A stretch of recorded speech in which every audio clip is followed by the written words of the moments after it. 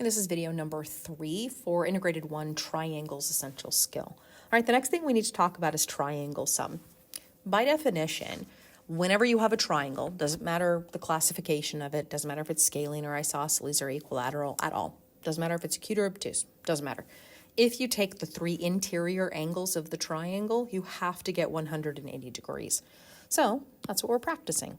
Now, I'm going to solve for the question mark here. I'm not a big fan of putting a question mark in my equations. So I think I'm going to get rid of that question mark and I'm going to turn it into x, which means where the question mark is, I'm going to put an x there.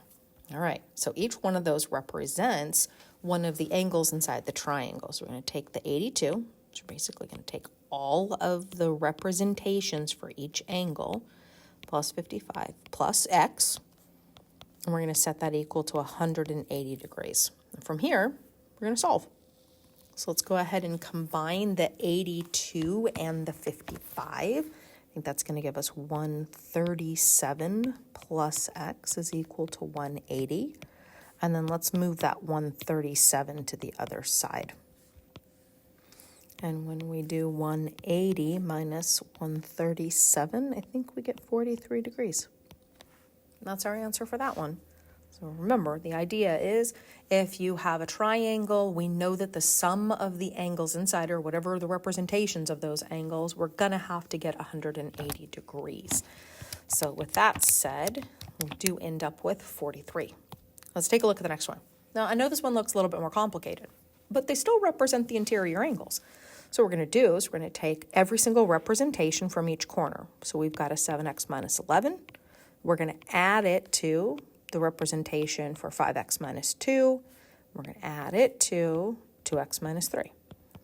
So notice that I have whatever represents each of the corners on the inside of the triangle. There's still the degrees. We're still going to get 180 degrees. So maybe the question's a little bit more complicated, but not vastly. So I think what I'm going to do is I'm going to take all my x's and I'm going to combine them. Notice they're on the same side of the equation together. So I'm going to add the 7 and the 5, gives me 12. Plus 2 gives me 14x. And then I'm going to go ahead and I'm going to combine my constants as well. Remember, you get to use your calculator too. So if I go through and do that, it looks like I'm going to get negative 11 minus 2, which is negative 13, minus 3 is negative 16. 180, and then let's go ahead and just move stuff to the other side. We're solving for x. Divide by 14.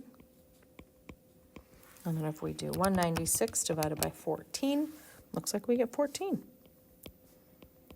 So x is going to be 14. I think that does it for this video.